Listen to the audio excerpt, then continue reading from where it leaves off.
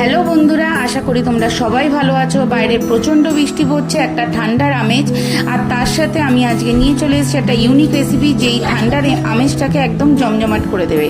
আজকে আমার রেসিপিটা হলো চাফি। তো চলো চটজলদি দেখে নিই চাফি রেসিপিটা কি। কোনো স্কিপ না করে পুরো ভিডিওটা দেখার চেষ্টা করো, তাহলে পুরো প্রসেসটা তোমরা বুঝতে পারবে।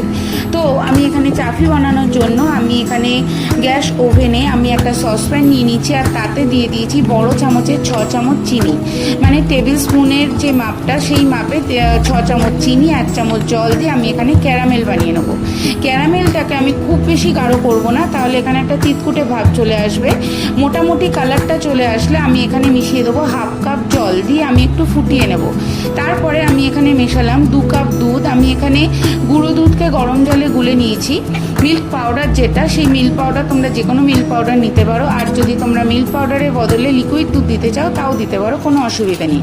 এবারে এটাকে একটু ভালো করে ফুটিয়ে নিয়ে আমি এখানে 10 টাকার যে কফির প্যাকেটটা থাকে সেই কফির প্যাকেটটা পুরোটাই এখানে অ্যাড করে দিলাম। দিয়ে ভালো করে ফুটিয়ে নিয়ে আবারও টেবিল স্পুনের 2 টেবিল স্পুন আমি এখানে চা পাতা দিয়ে দিলাম, মানে 2 টেবিল স্পুন ভরে ভরে আমি চা পাতা দিলাম।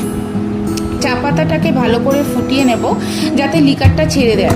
তো আমি এখানে 2 চামচের বেশি চা পাতা অ্যাড করব না, তার কারণ হলো এখানে অলরেডি তোমরা দেখেছো কফি অ্যাড করা আছে, প্লাস এখানে ক্যারামেলও অ্যাড করা আছে। আমি চিনিটাকে ক্যারামেলাইজ করে নিয়েছিলাম।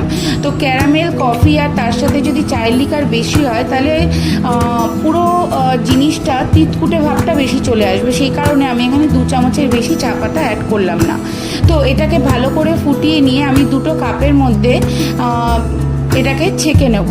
তো ছেঁকে নিয়ে দেখো আমি এখানে গুড় অ্যাড করছি, আখের গুড়, জাগেরি পাউডার। যে কোনো অনলাইন শপিংয়ে তোমরা পেয়ে যাবে এটা, অনলাইন সাইটে। কেননা জাগেরি পাউডার অ্যাড করার 2 কারণ আছে। একটা হলো জাগেরি পাউডার আমাদের ডায়েটিংয়ে খুব হেল্প করে, আর সেকেন্ড ওয়ান হলো যে অনেক সময় দুধ চা বা দুধ কফি বা এই রকম মিল্ক দিয়ে চাফি, যেটা আমি আজকে তোমাদের সাথে শেয়ার করলাম, বানালে অনেকের গ্যাস ফর্ম করে। তো সেক্ষেত্রে জাগেরি পাউডার সেই গ্যাসটাকে রিলিজ হতে দেয় না, আর আমাদের ডাইজেশনেও হেল্প করে। তার সাথে এর কালারটা খুব সুন্দর আসে। দেখো এর কালারটা কত সুন্দর এসছে। এটা এমন একটা রেসিপি যেটা তোমরা চাইলে সকালে বা সন্ধেবেলা নিজেদের লাইফস্টাইলের মধ্যে অ্যাড করতে পারো। তো যদি ভালো লেগে থাকে অবশ্যই লাইক করো, শেয়ার করো, সাবস্ক্রাইব করো। Thank you to all of you.